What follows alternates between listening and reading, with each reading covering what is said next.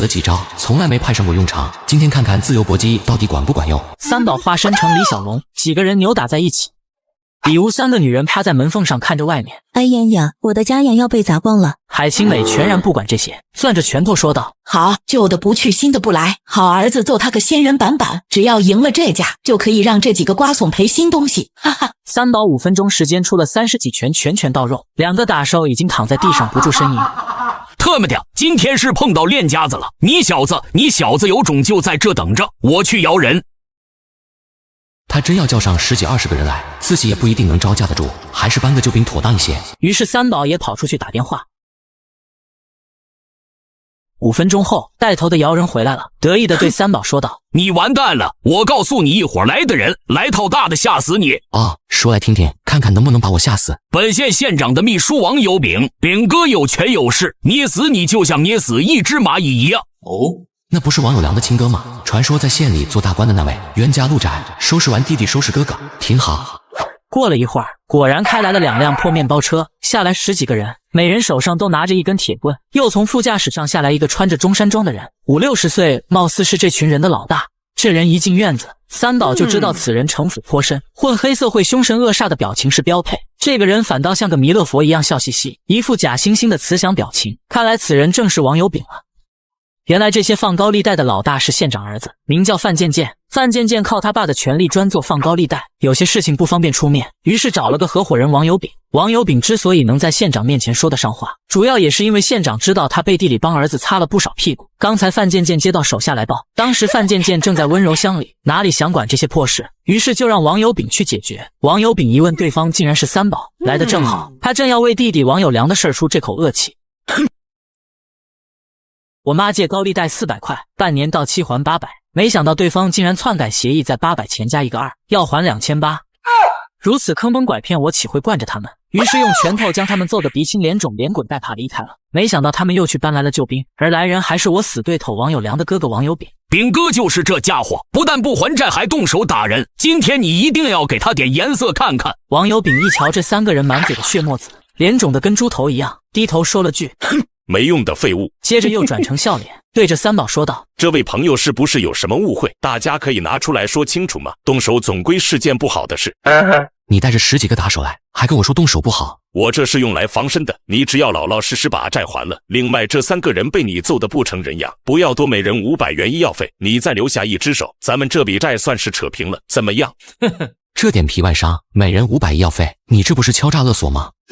话不要说的这么难听嘛！敲诈勒索这么大的罪名，我们可担待不起。不过借着一点小权力，连一点财的胆子还是有的，而且很大。哈哈哈！择日不如撞日，今天就废了这小子2只手2条腿10根肋骨，让他以后终身只能在地上爬，给弟弟把这口恶气给出了。钱已经给过你们了，我的手自己还要留着用，就不给你们了。另外院子里的桌椅板凳都被你们打烂了，我来算一算也不要多，就1000块钱吧，把1000块钱赔在这里，你们就可以走了。哟呵！10几个打手哈哈大笑，他们从来没有听到过这么大的口气，自己死到临头了，居然还在那里谈条件。王有炳还是一张笑脸。好，话我也听出来了，这位朋友没有诚心谈生意，那么谈肯定是谈不拢了。我从来不做仗势欺人的事，以少胜多，胜之不武。不过谅你也叫不到什么人，就算叫来3、5个村民，那也是一起来挨揍的。我也不绕弯子了，今天为你破一回例，我一会儿会吩咐他们下手轻点，不要把你打死。屋子里的3个女人吓得汗毛倒竖，从王有炳带着10几个打手涌进来后，他们就知道情况不妙。完了，弟弟这一回要吃大亏了。海燕娜更是在一旁急得眼泪直流。突然咔嚓，一个清脆的声音响起：“亮个相吧，小宝贝儿！”蹦哒蹦，蹦哒蹦哒蹦哒蹦，蹦哒蹦哒蹦哒蹦。李向慧和海燕娜同时回头，看到海清美手里拿着一把真理，2个人吓了一大跳。妈，你这家伙哪来的？别人送的。啊，谁送的？你爸医了个军官，人家送的。完了，那你拿出来干嘛？多新鲜呐！这还能用来干嘛？可惜里面只有1颗子儿，一会儿该打谁好呢？妈，你疯了！妈妈，你要冷静，一定要冷静，快收起来！哎呀，你们2个傻孩子哭什么呀？关键时候咱得豁得出去。这玩意我放在身边30年了，从来没派上过用场，今天就让他亮相。哼！我看清楚了，穿中山装的那只笑面虎最可恶，一会儿我就朝着龟孙脑门上来上一瓜子。这边王油饼阴笑一声，给他留口气儿就行了。一挥手，10几个打手举起铁棍就朝三宝挥去。海清美也已经从门缝里瞄准了王油饼脑门。突然，一辆军用卡车开进了院子，哗啦啦下来几10个军人，一个个英气逼人，动作娴熟，将10几个手持铁棒的打手反手压在地上。动作快的10几个打手都没反应过来，王油饼顿时慌了神。这什么情况？哪里窜出来的人？2名士兵，一人一脚踹在他的膝盖处，王油饼扑通一声跪倒在地。这一切事情发生的太快，王油饼脑子里一片空白，完全不知道发生了什么事儿。光天化日怎么会突然有一卡车的军队到场？屋子里的3个女人看到这一幕，更加惊得张大着嘴巴。这到底？海燕娜更是一个字都说不出来，只有海清美最先反应过来。相会，燕娜，看来我们都错怪三宝了。三宝真实的身份是某个边境军队的司令。妈，你在说什么呀？这怎么可能？三宝从小到大都生活在我们眼皮子底下，他连当兵都没去当过。海清美一想也是。这时从外面又进来3个人，打头的是书记王卫国，左边是所里方所长，右边是369团的楚团长。王油饼一看是书记，顿时吓得面无人色，这可是他顶头上司的顶头上司，一句话就能让他丢掉铁饭碗的大佬级人物。三宝上前握着王卫国的手，王书记，三宝同志，想不到会发生这样的事，是我没有尽到职责。千万别这么说，王书记，有人的地方就有人渣败类，今天是你救了我全家老少的命。说得好，这些人渣败类整天欺压老百姓。方所长在你的管辖地区内发生这种事情，而且还是大过年的，你责任也不小。方所长连忙连连点头。王书记批评的是，我一定会想办法杜绝这种恶行。三宝啊，楚团长在我这里谈事情，一接到你的电话，我们3个就一起来了。有劳楚团长。王卫国一看蹲下来的竟然是王油饼。王秘书，你怎么在这儿？王油饼看书记和三宝好的就像兄弟一样，早就吓得半条命都没了，身上头上一脑门的汗，感觉背上凉飕飕的，好像有2条蛇在背上游。这个王书记，你听我解释。海清美见整个风向往自己这边转了，一挺腰板，从里屋雄赳赳气昂昂的走了出来。李向会在后面都来不及提醒他，手里还拿着家伙呢。海清美出去就开始发挥他老戏骨般的演技，首先2道老泪唰的一下就流了下来。接着站在王卫国面前开始诉说，事情是这样的，青天大老爷，半年前这伙人非逼着我问他们借400元，我说不用，用不着，他们说不借就打死我，我就只好借了。结果他们今天上门来要我还他们2800，我没钱，他还威胁着要把我们全家人都打死，剁成肉酱喂狗。青天大老爷，你可一定要给我做主啊！简直岂有此理，这不是想买强卖吗？不是的，是这个老太婆自己问我们借的，我们没逼她呀。闭嘴，这样善良的老人家会冤枉你们吗？可是我们真的……方所长这一下吓得所有人都不敢开口了。王卫国看着海清美的脸，感觉有点眼熟。你是海老师？海清美一愣，他看着王卫国这张大众脸，实在想不起来到底是哪个学生。你是？我是王卫国。王卫国。那个王同学，你再多给海老师一些提示。海老师以前教的学生不是叫王卫国，就是叫李保家，要不就是张抗美、陈元朝。王卫国想了想说道，海老师，我以前写作文不行，经常被你批评。我记得有一次写我的妈妈，我写了我的妈妈其中一条左腿摔断了，你给我写的评语是，卫国呀，你妈是蜈蚣吗？海清美一拍大腿，我想起来了，你那篇作文的开头是我的妈妈很漂亮，她有2只眼睛，一只是左眼，一只是右眼，不多不少，正正好好。对，就是我写的。海老师，你终于想起我来了。海清美这下更放心了，想不到来的大佬竟是自己的学生，接下来有这些人好看的了。提起高利贷，大家都知道他有多不可靠，老人借400到期还800，还钱时对方却耍手段，在800前悄悄加一个2，还2800，想以此讹老太太一笔。没想到老太太也不是一般人，竟叫来了自己的学生县委书记来帮忙。我说了，我教的学生成千上万，什么牛人都有，你们这帮小兔崽子还想讹我？在旁边的楚团长一看，这老太太手上竟然拿着一把真理。老太太，你手上这东西是哪来的？海清美脑子反应极快，这位司令，我不是司令，我姓楚，是团长。楚团长，你有所不知，在你们还没来帮忙之前，我老人家真的可怜呀。这个混蛋拿着玩意指着我老太婆的脑袋，说要把我一脑袋打出一碗豆腐花来。王油饼一看，海清梅指着自己，吓得巴巴都要出来了。非法持这玩意是要判刑的，老人家，你可不要瞎说呀！我什么时候拿了？这东西分明是你自己的。海清美叹了口气说道：“听听看呀，楚团长，这个人居然说这把真理是我的，我一个乡下老太婆，我到哪里去弄这个东西？我拿在手上都在发抖。快，楚团长，你快拿去，你拿到前线去多打点月猴。”谢谢老太太，这把真理是你上缴的，回头我给上面打个报告，给你颁个见义勇为奖。好的，楚团长，我叫海清美，大海的海，清白的清，美女的美，不要写错了。楚团长拿出纸笔一记，不会，海老师你放心，已经记下了。三宝在一旁都看呆了，妈呀，这老太太妥妥的戏霸呀，颠倒黑白真有一套。王书记，真理的事一定要好好查一查。王卫国点点头，好。此刻蹲在地上的王友炳心里冤的就像6月飘雪，一向只有他冤枉别人的份，今天却被一个老太婆冤枉。王书记，我冤枉啊！把这些人都铐起来带到车上去。等一下，海老师还有什么事？海清梅指着其中一人，我的钱还在他兜里，他刚才从我老太婆口袋里抢走了800块，这可是我的棺材本。混账东西，把钱拿出来！那大寿连忙把兜里的800块钱摸出来，海清美一把拿过往兜里一放。海清美又对王卫国说：“王书记，这些人把我家砸成这样，让我怎么过日子啊？”海老师你放心，我下午就让人给你送一套新的家具过来。海清美这才放心，想想该争取的都争取了。楚团长手一挥，10几个打手一人一把银手镯反手一靠，像一只落魄的山鸡被押上了车。王书记，王友炳怎么办？王书记明白方所长的意思，王友炳是范县长面前的红人，自己和范县长平时就有很多意见不合，这件事得谨慎处理。先把他押回去再说，我会和范县长沟通这事儿。王友炳吓得两腿发软，被2个士兵架着上了车，打死他也想不到三宝能请来县委书记，县委书记还带着楚团长，他心里对三宝更加刻骨铭心的恨，自己的仇加上弟弟的仇，暗暗发誓迟早要找三宝算账。三宝同志啊，想不到我们这么有缘分，你的妈妈是我的小学班主任。我也没想到这老太太入道这么粗。王书记，我妈早就退休了，现在就是个乡下老太太，刚才言语中有得罪的地方，还请包涵。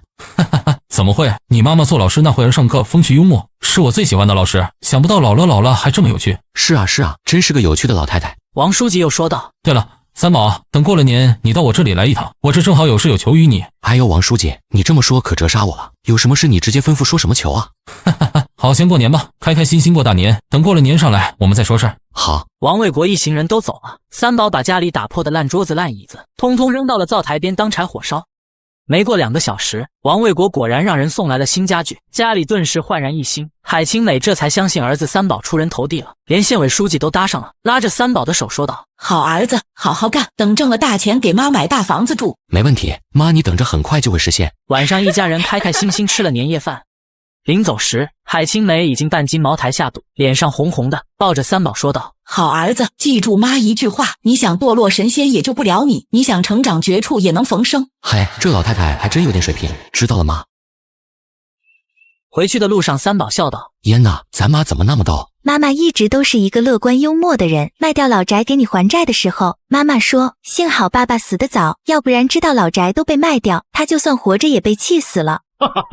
咱妈肯定能长寿，心态那么好。对了，她手里那把真理哪来的？我当时看到吓了一跳。妈妈说是爸爸送给她防身用的，在里屋还上了糖，说那伙人要是敢对你动手，他就把带头的那个给崩了。嗨，咱妈真够可以的。三宝，你看今天这事多险，要是王书记他们晚来一步，10几个人打你一个，你怎么招架得住？嫣娜，你不要为我担心，你男人命大福大，遇难成祥，逢凶化吉。以后我们还是低调一些，平平安安的过日子吧。行，听你的。三宝就这样开开心心、快快乐乐过了一个幸福年。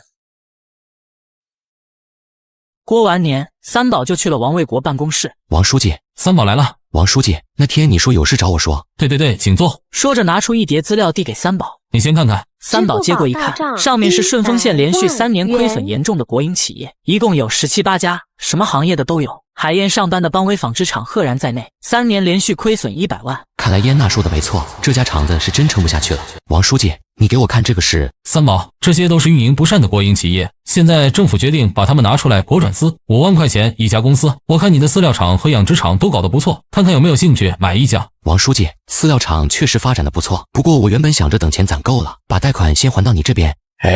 贷款的事情不着急，我不是跟你说过了吗？2年之内都没有利息。眼下这18家亏损的国营企业，倒是让我挺头疼，你就帮老哥哥想办法解决。正合我意，可以给我燕娜一个大大的惊喜。好吧，王书记，那我就买这家邦威纺织厂。不过我想让别人来做这个厂的老板。那没问题啊，你买下的东西，你想安排谁就安排谁。三宝和王书记一拍即合。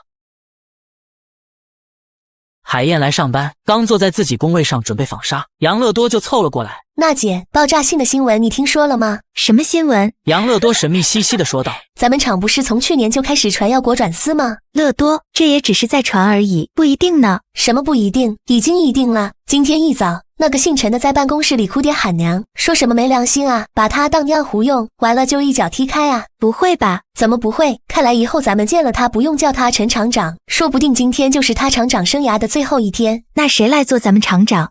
哼，谁来做厂长也轮不到你来做，你们赶紧收拾收拾东西，准备滚蛋吧。咦，他妈的！重生回到1980年，我花5万块买下妻子上班的工厂，本想给她一个惊喜让她做厂长，没想到刚一到厂，厂里的恶霸就要让老婆卷铺盖滚蛋。杨乐多、海燕娜，你们两个被开除了，现在立刻马上滚！海燕心里一惊，杨乐多立刻跳起来大声道：凭什么？你有什么权利开除人？我们犯了什么事要被开除？厂子卖了，老厂长走了，现在厂里我最大，厂里的事情都得听我的。哼！我呸！老厂长走了，就等新厂长来，反正怎么轮都轮不到你这个女人发号施令。哼，新厂长在哪儿呢？在新厂长来之前，我今天非开除你们两个不可。你敢？你看我敢不敢？我就不走。哼，不走我把你扔出去。招地判地掘地求地，把这两个东西扔出去。女工们顿时议论纷纷。梅宝莲这样做是不是太过分了？没听说过车间主任还能开除人的，他真是拿着鸡毛当令箭。什么呀？他连鸡毛都没有，瞎搞！唉，也不知道咱们纺织厂到底卖给谁了，这新厂长怎么还不来？看来海燕和杨乐多要吃亏呀。裘家四姐妹一把抓起海燕娜和杨乐多的包，两个对付一个往外拽。放手！你们这群不讲理的狗腿子，你们干什么？放开我！梅宝莲，你没有权利开除人。杨乐多和裘家两姐妹扭打成一团，海燕娜不会反抗，只是边挣扎边说：梅宝莲，你做事不要太过分，大家都是一个厂里的，太太平平的一起工作不好吗？你为什么非要这样针对我们？哼，我今天把话跟你挑明，姓海的从你第一天来，我就瞧你不顺眼，瞧你那狐精的样子，我真巴不得毁了你的脸。整个邦威纺织厂瞬间乱作一团，吵吵嚷嚷。突然，厂门口来了10几个人，此时海燕娜和杨乐多已经被拽到了厂门口。住手！你们在干什么？声音像一道惊雷那么响，把裘家四姐妹吓了一跳。海燕娜回头一看是王书记。王书记，你们4个放手，都到厂子里去，我有重要事情宣布。女工们一听来的人是书记，吓得不轻。书记到这个小厂来干什么呀？哪谁知道？王卫国当着邦威纺织厂39名员工的面宣布，顺丰县邦威纺织厂由于连年亏损，从今天开始国营转私营，原厂长陈太辉因贪污受贿现已逮捕，新厂长是海燕娜及时上任。从今天起，邦威纺织厂正式成为海燕娜的私人企业，业务拓展、人员调配，一切事情由厂长海燕娜说了算。王书记说完，全场鸦雀无声，39名员工包括海燕娜自己完全没反应过来，特别是海燕娜，前一秒自己正要被赶走，后一秒自己竟成了这家厂的厂长。王书记继续说道：工商税务卫生银行都派了人来接洽了，海燕娜，你在这个文件上签个字，就走马上任吧。说着，王书记的助理递给海燕娜一份文件，上面写着邦威纺织厂国营转私营，购买人海燕娜，价格5万元。海燕娜不敢接，她现在心里很慌，大脑一片空白。王书记，这到底是怎么回事啊？王卫国一脸严肃。什么怎么回事？人家把厂子买下来了，从今天起你们都是海燕娜的员工。刚才我看到有几个人把海燕娜拉到厂门口，是怎么回事？梅宝莲顿时闭嘴，海燕娜也慌了，做厂长这事儿太突然了。王书记，我当不了这个厂长，我只会纺纱，你还是找别人吧。王卫国马上换上一张微笑的脸说道：海厂长，这个厂子你买下了，从现在开始就是你的了，希望你能把厂子办得红红火火，成为咱们顺丰县的金字招牌，我相信你有这个能力。不，我不行，王书记你一定是误会了，我只是一个普通女工，我怎么可能买下这个厂？厂长的工作我真的不会做，请你还是找别人吧。放心吧，一旦坐上厂长的位置，很多事情你就会知道该怎么去做。你这么聪明，我相信一定很快能够适应的。来，在文件上签个字吧。杨乐多一把接过文件，塞在了海燕娜手里。娜姐，天上掉馅饼的事儿不要白不要，快签吧。你想想看，咱们刚才差点被赶出门了，没权没势真可怜。海燕娜犹犹豫豫在文件上签了字。海厂长，这是你第一次接手一家企业，虽说不大，但对你来说确实是个很大的考验。我送你2个字：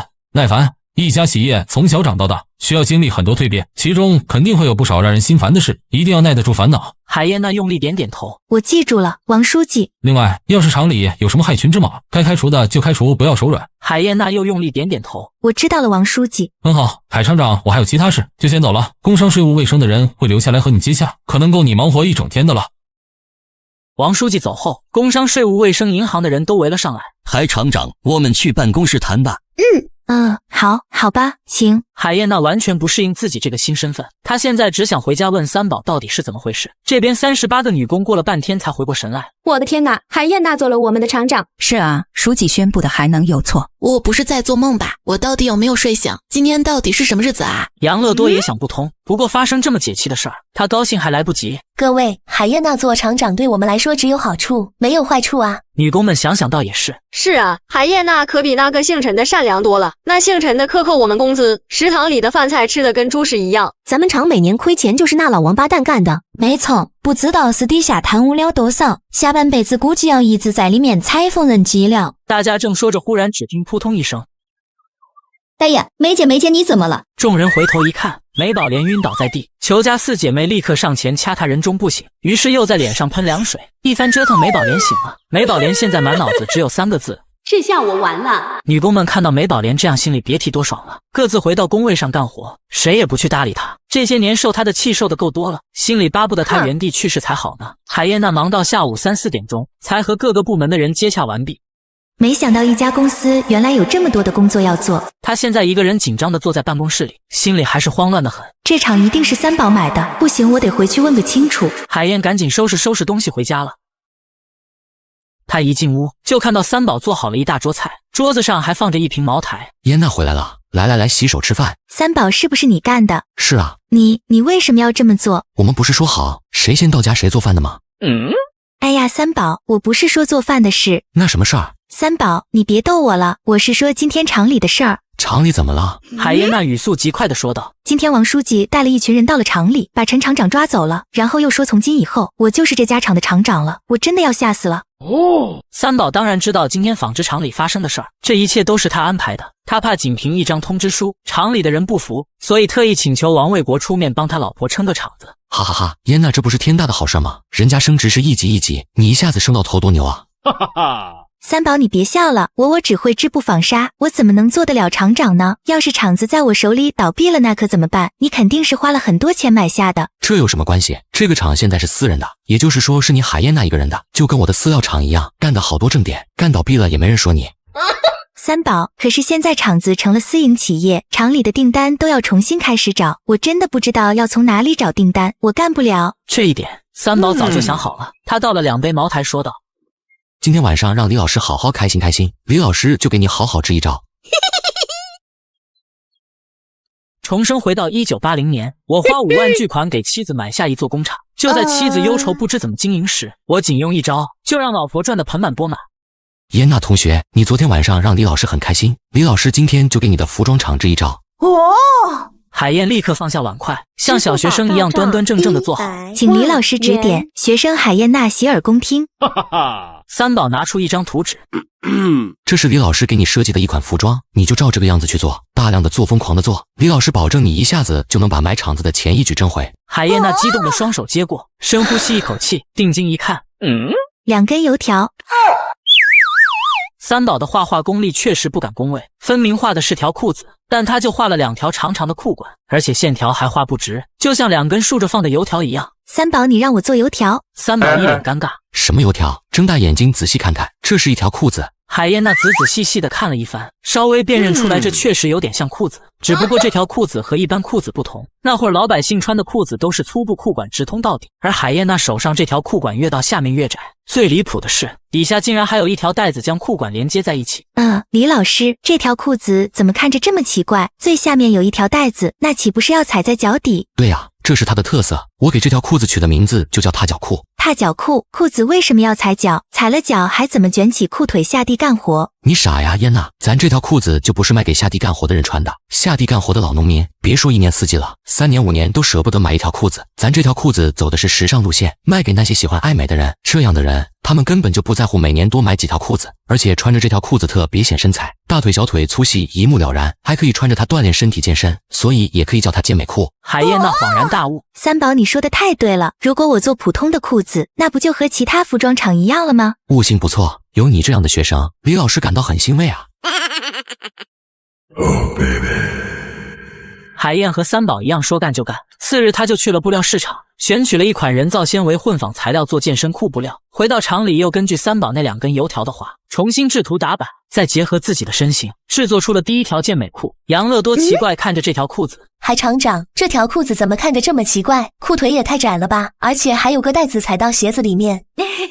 我先去换上试试看。海燕娜进自己办公室换上健美裤，出来后，所有女工都围过来惊叹不已。我的妈呀，海厂长你的腿也太细了吧！好好看的腿好修长，这条裤子真的好显身材。女工们还真不是拍马屁，海燕娜确实有着一双模特的腿。可是海厂长，这个裤子只有你穿才好看吗？我们腿粗的像大象。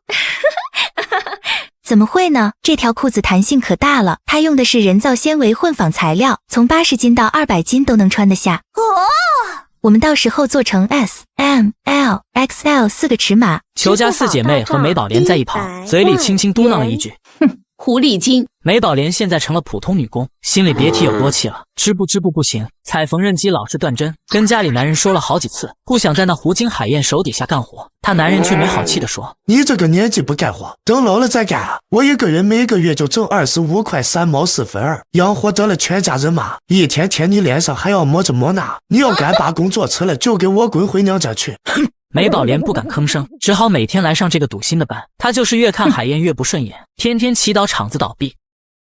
这边海燕立刻将4个尺码的设计图画出来，让杨乐多和老师傅们按照图纸来打样，裁剪布料生产制作。海燕娜可以10分钟生产1条，可是其他女工采1条需要20分钟，1个小时能采3条健美裤，一天工作10小时能采30条，20台缝纫机每天可以采600条。1个星期后，4200条健美裤就诞生了。但是接下来，海燕娜遇到了一个头疼的问题。虽然在1980年那个物资匮乏的年代，你只要生产出商品都不愁卖，可那时的人们思想普遍比较保守，像健美裤这样的新鲜玩意儿，完全突破了大众的认知。海燕跑了好几家供销社，负责采购的人一看这条裤子又薄又贴身，而且还有1条踩脚，纷纷摇头表示不愿意进这样的货。海燕娜跑了2天，愣是一家供销社都没谈下来，这可把她给愁坏了。晚上躺在床上，海燕满脑子想的都是健美裤的事儿，三宝却若无其事的玩游戏。谁的？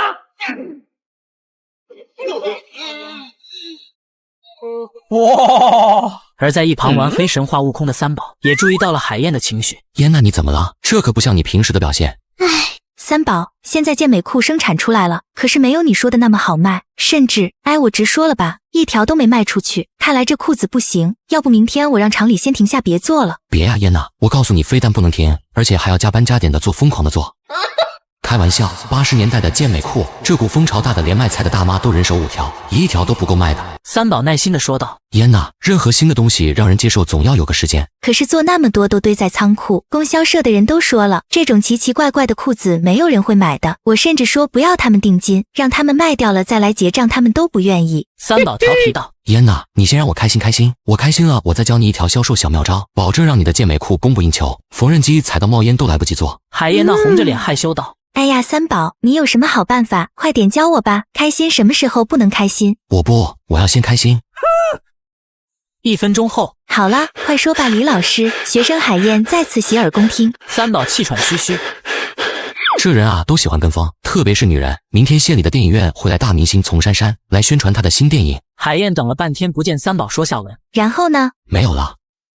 没有了，丛珊珊来宣传电影和健美裤有什么关系？三宝轻轻揪着海燕娜的鼻子说道：“海燕娜翻身坐起，认真想了3分钟，突然恍然大悟：“李老师，我懂了，你是想让丛珊珊穿上我的健美裤去宣传她的新电影，这样大家看到连电影明星都在穿健美裤，就会纷纷效仿跟风去买，这样我的健美裤就能流行起来了，是不是这样？”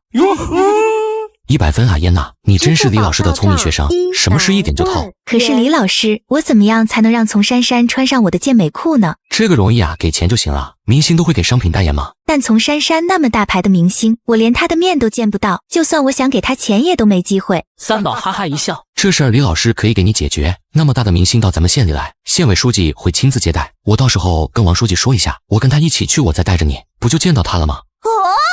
三宝，你的办法真是太好了，我就应该早点问你，这2天真的是把我给愁坏了，我还以为这是要黄了呢。三宝亲了一口海燕娜，怎么可能？你男人给你出的点子，你尽管放手去做就对了。海燕娜心里一块大石头总算落地，接着和三宝又好好开心了一番，两人美美一觉睡到天亮。在1980年，人均月工资30块的年代，女人靠一条健美裤竟月入3.1415926万，这一切还得感谢她的老公三宝。三宝带着海燕跟着王书记，把明星珊珊从火车站接到电影院后台。此时电影院里已经坐满了那个年代狂热的追星族，他们都在等丛珊珊上台。海燕带着健美裤到后台丛珊珊休息室敲了门，请进。海燕进屋后，丛珊珊眼前一亮，以为是自己同行。你好，你是？你好，丛小姐，我是你的影迷。这句话是三宝教他的，不管是不是都要说自己是影迷，可以立刻拉近距离。感谢你喜欢我的电影，你长得真好看，你要不说我还以为你也是演员呢。丛小姐，你这样说我真是受宠若惊。我是说真的，这位影迷朋友，你这张脸绝对老天爷赏饭吃，五官精致，脸又窄，上镜一定很好看。你要是想拍电影，我倒是可以跟你引荐引荐。海燕慌张地说道。哦不，谢谢，我没有拍电影的想法。那你找我有事吗？说完目光注视到海燕身上穿的健美裤，海燕没见过这么大牌的明星，顿时紧张的不知道该从哪里说起。你身上这条裤子真好看，哪里买的？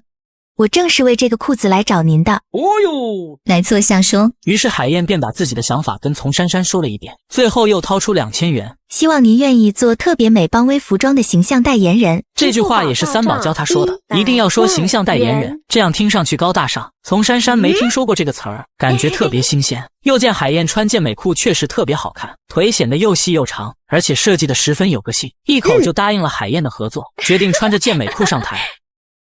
海燕和三宝坐在观众席中，看着台上丛珊珊穿着自己家的裤子在台上侃侃而谈，心里十分高兴。就在这时，观众席里的人开始议论纷纷。你看丛珊珊穿的那条裤子怎么这么新潮？是啊，没见过，好好看，这样穿腿显得好细。在哪里买的？要是有的话，我也想买一条。赶紧回去打听，明星都穿了，这股风潮马上就要流行起来，咱们可不能落后。观众们的议论声不断，最后到了观众提问环节，有一个观众问道：请问珊珊，你身上这条裤子是在哪里买的？是什么款式？这当然也是三宝安排好的，得让这个2000元广告费发挥出最大功效。丛珊珊心想，收了人家2000元的广告费，一定要好好介绍一下。这位朋友，这条裤子叫做健美裤，它弹性很大，也不显胖，不管是做运动还是日常穿着都特别舒服。它还有一个踩脚的设计，十分新潮，是由特别美邦威服装厂设计出产的，可能现在还没有上市，大家感兴趣的话可以先去供销社预定。海燕听丛珊珊这么大力的介绍自己的健美裤很激动。昨天晚上三宝说给丛珊珊2000元广告费的时候，她心疼了好半天。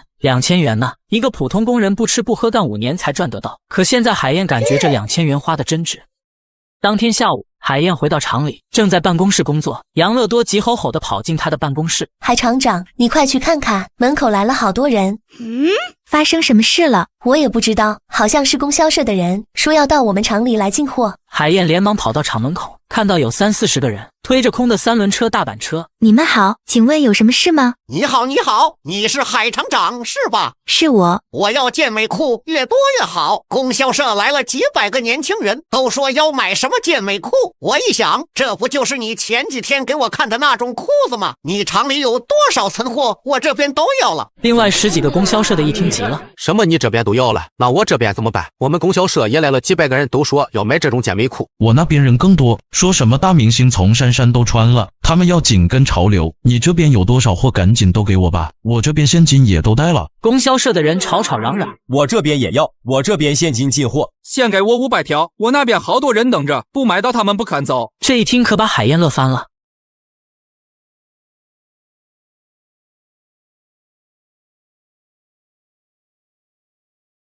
一时间，海燕激动的不知道该怎么办才好。诸位大家安静听我说，现在仓库里有7000条存货，出厂价是1.5块一条，不知道大家……哎呀，没关系，哪怕你2块呢，人家根本就不在乎这1块2块的，赶紧拿货吧。那好，你们跟我来。几十个供销社的人，一手拿着钱，一手推着车进了海燕的仓。海燕仓库里7000条健美裤瞬间一扫而空。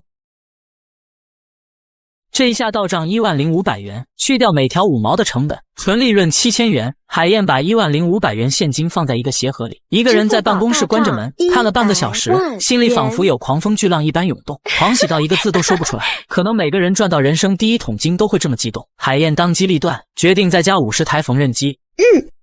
最终在70台缝纫机和70个熟练缝纫女工的加班加点下，特别美邦威服装厂每个月能产出45000条健美裤，纯利润45000。海燕靠着健美裤打开了服装业的大门。后来其他服装厂见健美裤这么受欢迎，通通开始模仿跟风，并且用更低的出厂价来吸引供销社的人去他们那里拿货。自然有很多价格敏感者会选择价更为低廉的健美。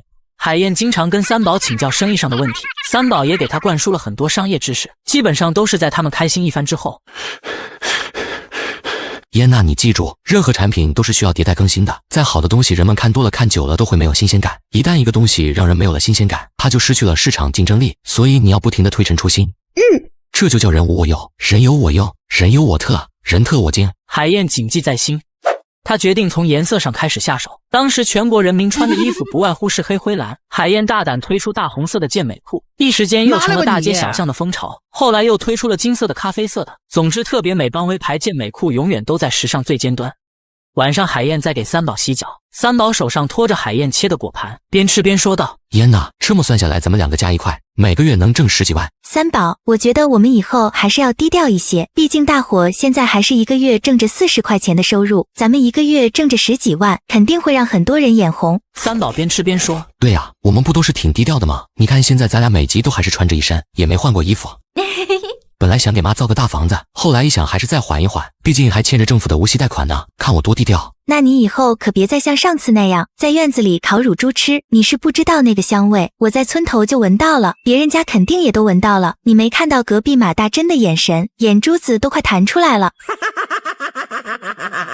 行吧，我听你的，下回放在屋里烤。那行，话说那烤乳猪还真是挺好吃的，那个皮好脆。燕娜，你喜欢吃啊？我下次再去老猪那里搞几只猪崽子来烤，我非得要把你养得白白胖胖不可。别，我最近可真的是胖了。三宝老猪是谁啊？一个养猪的大户，就在隔壁县。我去他猪场看过一次，还真不赖，规模有我2个养殖场那么大。我这几天一直在研究，我也要开始养猪，反正一样是养殖业，养什么不是养呢？而且养猪的利润比鹌鹑高得多。海燕点点头，养猪是挺好的，咱们村除了咱们家，几乎家家户户少的喂1头，多的喂2、3头，养到年底就可以拉到供销社去卖，一头猪能卖将近100块，等于一个成年人1年1/3的工资呢。1头2头有什么好养的？我呀，要么不养，要养就养1万头。你等着吧，燕娜，用不了多久咱们就能吃上自己家下的猪崽子，到时候我天天给你烤乳猪吃。好，我等着。上世纪80年代，养猪绝对是能发家致富的好活。有些胆子大的农民，就是靠养猪住上了砖瓦房，家里十分奢侈的有2辆自行车，成为当地的大户人家。在1980年，家家户户只养1、2头猪的年代，村里的二六子却要养1万头，而且还得住人都住不上的水泥地房子。这件事在村里又引起了不小轰动。听说了吗？姓李的给猪竟然住房子，还是水泥地的，有这样的吗？人都还没住上水泥地呢，哪有拿水泥地养猪的呀？什么姓李的，人家现在是李老板，生意做得可大着呢，这都已经是他第4个产业了。哎，我真后悔，当初他那个饲料厂招人的时候就应该去。是啊，便宜了那些外乡人。听说那饲料厂福利好的吓死人，什么节日都发东西，连你家里的老人小孩都能吃到东西。这回李老板又开了个猪场，要不咱去问问他收不收人？对，去问问。10几个村民结伴到三宝的新猪舍，此时三宝正在喂猪，任何事情第一次做，三宝总是亲力亲为，等他自己摸透才会把事情交给手下的人去做。他一抬头就看到10几个村民在门口东张西望。大伙站门口干嘛呀？都进来呗。10几个村民上下打量着猪舍，感慨真是比人住的都要好。那个李老板什么李老板？见外了不是？还像以前一样叫我三宝就行。村民们有些不好意思，毕竟在半年前他们还瞧不上这里，现在又眼巴巴的问人家收不收人。村里养猪高手张叔率先开口：“那个三宝，那个你这儿还收人不？喂猪张叔有一套啊，张叔都喂了几十年的猪了。”三宝正打算要招人呢，没想到都主动送上门来了。招啊，张叔，你要愿意来那太好了。愿意，100个愿意。那个待遇和饲料厂的一样吗？那当然，饲料厂的福利养猪场都有。好，张叔现在就上班。说着马上上前接过三宝手里的饲料，立刻喂起来。其余10几个人见状，赶紧七嘴八舌的求工作。三宝啊，高神也愿意。二叔喂猪也拿手。行，大伙都来我这猪场帮忙，我这正差人手呢。这下大伙都乐坏了，不用出村就能找到这么好的工作，喂猪赚的比厂里还多。渐渐的，三宝在村子里的名声好了起来，大家不再叫他二六子，而是李老板。没过多久，三宝又买了一条饲料生产线，专门生产猪饲料。没想到一上市就一炮而红，围绕着以顺丰县为中心周围的10几个县，通通都用三宝的新理想猪饲料。现如今，三宝的茶叶蛋、鹌鹑饲料这3大产业，一个月纯利润就有20多万。三宝一高兴，送了蛤蟆村每家每户300只鹌鹑。蛤蟆村共有598户人家，整整18万只鹌鹑，三宝说送就送。一时间，蛤蟆村成了有名的鹌鹑养殖村，家家户户养鹌鹑。但是除了马大珍和王有良家，王有良自然是看不上这几个鹌鹑，毕竟瘦死的骆驼比马大，他王有良有的是办法弄钱，可马大珍稀罕呢。那天晚上，三宝和海燕正吃着晚饭，马大珍就来了。一进屋就看见桌上摆着5菜1汤，还放着一瓶茅台酒。这要是放在以前，马大珍早就开始尖酸刻薄的骂人了。可是现在他是服了，真心服了。亲眼看着三宝这一对穷鬼夫妻，从一身债没几个月，摇身一变成了村里的风云人物。现在全村人都在讨论养鹌鹑，就他马大珍没有。马大珍决定厚一记脸皮，来问三宝要。妹子吃着呢。海燕连忙起身给马大珍搬凳子，这凳子还是去年马大珍来问海燕要医院欠债时踢过的那把破凳子。马姐快坐，吃了吗？没有的话一起吃一口。吃过了，你们吃，我们也吃的差不多了。马姐有事吗？马大珍一下子也不知道该从哪里开始说起，支支吾吾道。这个那个就是妹子，你还记得你刚搬来那会儿，我还给你扫过一次地。记得，谢谢马姐。三宝没好气道，那是因为你把垃圾到我家门口，被我骂了你才扫的。马大珍脸一红又说道，还有一次下雨你没在家，我还帮你收了一次衣服，你还记得吧？记得，谢谢马姐。三宝冷笑一声，我也记得，你把衣服扔在井口上，还不如不收呢。马大珍脸通红，又搜肠刮肚说道，还有一次，你们家实在揭不开锅了，我还送了你2只大番薯，对不对？记得，谢谢马姐。烂的，我拉了2天肚子。马大珍的脸已经红到脖子根了。还有，我想想，马姐，你有什么话就直说吧，我们一直都是好邻居，你帮过我们不少忙，我都记着呢。啊，对，是啊，妹子，你这话说的可真是太好了，好邻居，我们一直是好邻居。是啊，所以你有话就直说吧，马姐。那我就直说了哈，妹子。你说。那个三宝不是分了每家300只鹌鹑吗？可能大概也许是把我这儿忘了，所以我来问问，我那300只什么时候来领？养鹌鹑的地儿我都腾出来了。说完斜着眼瞄了一眼三宝，不敢正眼看。啊，马姐你没来领吗？马大珍两手一摊，一脸无奈。没人通知我啊。三宝，这虽然三宝现在对海燕很好，不过海燕还是事事都听三宝的。我这儿啊，就差你这300只，你想要没有？别说送，就算买也没有。马大珍知道就会是这样的结果，顿时心里一沉，脸皱得像苦瓜。大妹子，你瞧，三宝他还是记恨我，我以前是不礼貌，我知道错了，我也想养鹌鹑，你看能不能？马大珍知道求三宝没用，所以把宝压在海燕身上。三宝，马姐是我们邻居，平时也挺照应我们的。是啊，大妹子说的是啊。照应，比如说。马大珍噎住了，脸涨得通红，表情僵硬的像死人。三宝看了一眼尴尬的像死人一样的马大珍，算了，明天来领吧。不过这是燕娜送的，我可不高兴送你。马大珍顿时喜出望外，原本他没抱什么希望，想不到竟然成了，开心的直作揖，又拍手又跺脚，不知道的还以为发了羊癫疯，又得寸进尺道：三宝兄弟，燕娜妹子，你们心地这么好，一定会发大财的。那什么，我那儿地方够大，能不能多送100只？400只绝对养得下。你养的越多，买我的饲料就越多，对我只有好处。随你，只要你养得下，1000只也随你抓。马大珍乐坏了，又说了一番恶心巴拉的感谢话。临走时他又说：对了，三宝，王力宏那小子出国了，你知道吗？出国去哪？那我就不知道了，我也是听来的。反正这小子一肚子坏水，你上次整过他们家之后，我听说他一直在找机会报仇，你可一定要当心点。三宝哼了一声，最好永远别回来。第二天，马大珍拿着家里最大的2只箩筐，从心理想养殖场抓了整整550只鹌鹑。要不是地方有限，3000只他也下得了手。路上逢人就大声说：“是三宝送的，三宝同意的，我们2家邻居关系可好了。”看来厚脸皮这词用到马大珍脸上，真是一点也不为过。重生80年，我从村里人人喊打的二溜子，摇身一变成了村里的首富。一向与我不对付的邻里邻居们见状，天天往我家里跑，尤其是马大珍来的最勤。晚饭时间，马大珍又来了。三宝，马姐跟你说个事儿。三宝啃着油炸鸡腿，正眼也不瞧他。海燕热情地递上1只炸鸡腿。马姐吃鸡腿，什么事啊？看你激动的。马大珍也不急着吃鸡。妹子，三宝，你们知道了吗？供销社马上要推出一款新的饲料了，猪饲料、鹌鹑饲料都有。三宝吃着鸡腿，哼一声说了3个字：不可能。马大珍见三宝也不知道这个消息，更激动了。是真的，三宝，我3姨家排行第6的一个表妹，嫁给了县里供销社采购部主任他大舅的叔伯侄子。论起来，我和供销社采购部主任是亲戚。马姐，那这么说，供销社采购部主任是你的娘家三表姑父？马大珍一拍大腿，可不咋地，这是千真万确，合同都定下来了，下个星期东西就上架了，听说还是一个中日合资的品牌。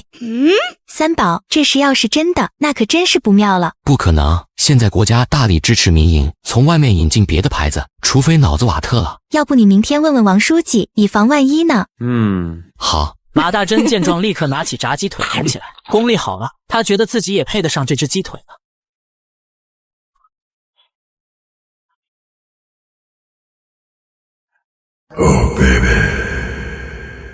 第二天，三宝就去了县里，找到书记王卫国。此刻，王卫国也正在为这事发怒。三宝，这事是县长范福禄定下的，而且还是趁我外出公干的时候，私自从外面引进了一款叫做樱花牌的饲料，不由分说就签订了3年允许在本土销售的协议。原来自从大年夜那天，范县长的秘书王有炳在三宝他妈家栽了跟头后，回来王卫国把范福禄狠狠地批评了一顿，就连他儿子范建建在外面放高利贷的事，也让王卫国知道了，害得他儿子整整收手了3个月，少赚了好几万块。这口恶气，范福禄无论如何也要找机会报复。自从他知道三宝开始涉足猪饲料这块肥肉后，范福禄心里更加不爽。毕竟吃鹌鹑饲料的少，但是猪可是家家户户都有，真要是把猪饲料生意给做开了，这个利润可是大的不敢想。王有炳是范县长的心腹，心里一盘算，又到自己弟弟家和王有良一合计，2个人一拍即合，就这么办。于是对范县长说道：不如咱们引进一个品牌来瓜分它的市场，而且这个品牌要掌握在咱们自己手里，赚的利润咱们也能分一杯羹。范福禄当即表示同意。刚刚范福禄透过窗户看见三宝走进了县里大院，心里充满了鄙夷。想一个人吃独食，门都没有，我情愿被书记骂一顿，可是合同已经签了，你能奈我何？你以为我只是想让你少赚几个钱吗？好戏还在后头呢，跟我斗，我要让你知道什么叫社会。这边王书记对合同这事他也没有办法，毕竟这是商业合同，不好随意更改，所以只能三宝自己想办法了。三宝倒也无所谓，在2024年做生意，哪一行不都是有上万个竞争对手，而现在只不过是多了一个。王书记，你放心，我不会给本土品牌丢脸，别的牌子那也就算了，偏偏还是个中日合资的，我一定要给外国人好好瞧瞧，中国人制造的产品才是最好的。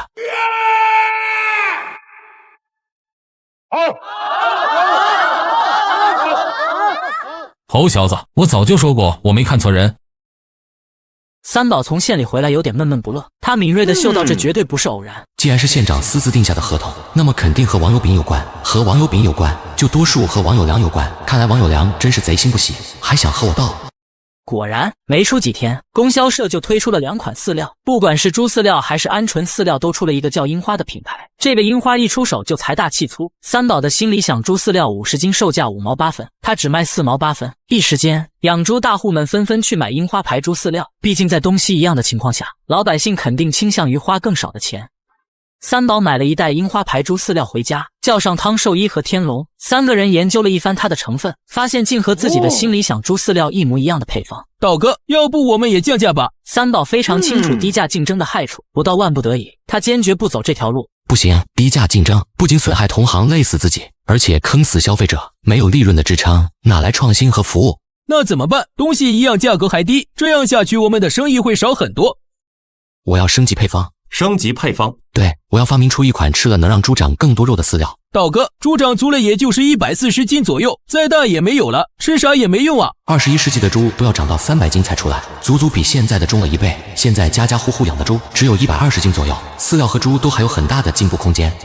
于是三宝决定自己研发新型猪饲料，他买来了很多书，天天晚上捣鼓到半夜。海燕也帮了不少忙，晚上和三宝一起看书，把重点都圈画出来，花了半个月的时间，终于新理想长肉型猪饲料诞生了。但在三宝潜心研究的半个多月的时间里，樱花牌饲料以低价策略快速席卷了周边10几个县的市场，把新理想猪饲料的市场占有率从 100% 拉到了 65%。三宝加班加点快速的制造新理想长肉型猪饲料，果然长肉型猪饲料一经推出市场，就获得了巨大的成功。养猪大户们发现自家的猪自从吃了这款猪饲料发病率少了，而且猪也长得更肥了，于是立刻大量购买。终于新理想的市场占有率从 65% 又拉回了 93%。可是好景不长，仅过了半个月，樱花牌猪饲料也同样推出了樱花2号猪饲料，配料表上和新理想的一模一样，而且价格还是只卖4毛8分。养猪大户们又一窝蜂的买樱花牌猪饲料，三宝和6个兄弟站在供销社门口，看着养猪大户们把一袋袋的樱花牌猪饲料往自家3轮车上扛，天龙怒道：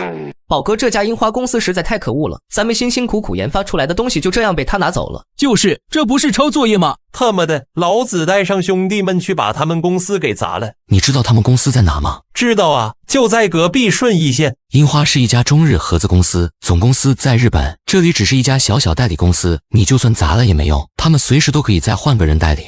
那我们就眼睁睁看着这帮小逼崽子抢走我们的生意。我们先去顺义县摸摸情况。好。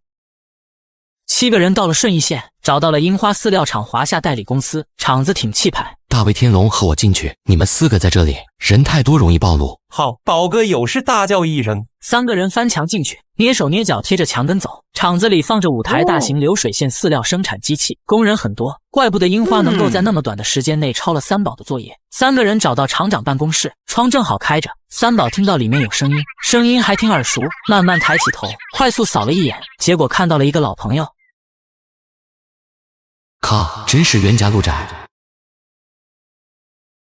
重生1980年，我靠生产猪饲料月入20万，而这也引起了同行的嫉妒。一家樱花猪饲料公司为了占有市场，恶意搞低价竞争，此等小人我倒要看看是谁。于是和兄弟们悄悄翻墙来到对方厂里，找到厂长办公室，没想到透过窗户竟看到一位老朋友。操，真是冤家路窄。大威和天龙也慢慢站起来扫了一眼，2个人不约而同倒抽一口冷气。王力宏3个人面面相觑，不敢相信这家樱花猪饲料厂的厂长竟然是他们的死对头王力宏。这家伙本事可真够大的，从上次被整到现在小半年的功夫，现在摇身一变成了一家中日合资的饲料代理厂长。原来王友炳上次在三宝妈妈家吃了个大瘪，回去后又是写检讨，又是处分，又是拘留。他痛定思痛，决心要找个厂家来瓜分三宝的生意，可是绝对不能由他自己或是县里的人出面。于是就想到了他一直赋闲在家的大侄子。起初王力宏一听这事，死活不愿意，这种操纵市场的大事，他一个乡下小子怎么懂？王友炳说道：大侄子，公司任何事情都由你爸和大伯做决策，你只管出风头，做了代理厂长，手底下能管上100号人呢。王力宏油盐不进，他才不要出风头。如果对方是别人也就算了，偏偏要对付的是三宝，他打心眼里是真的怕了三宝，任凭他爸和大伯如何劝说都不答应。可是有一次，村里放电影，三宝和海燕都去看了。王力宏原本不愿意凑这个热闹，可是海燕也去了。他为了能远远看海燕2个小时也去了，坐在了海燕的右下方，呆呆地看着海燕的后侧脸，感觉无比幸福。他听到三宝说：燕娜，你知道我们是怎么看到电影的吗？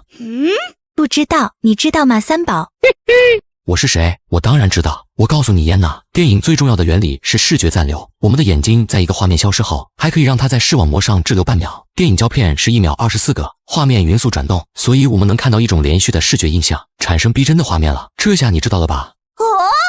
海燕认真听完，用钦佩的口气说道：哦，原来是这样，三宝你懂得真多，又会挣钱还懂电影，真是厉害。哈哈哈，那是全村最会赚钱、最懂电影的人被你找到了。王力宏在后面看着嘚瑟的三宝，气得牙咬的咯咯响。不就是会挣钱、懂电影吗？我也行。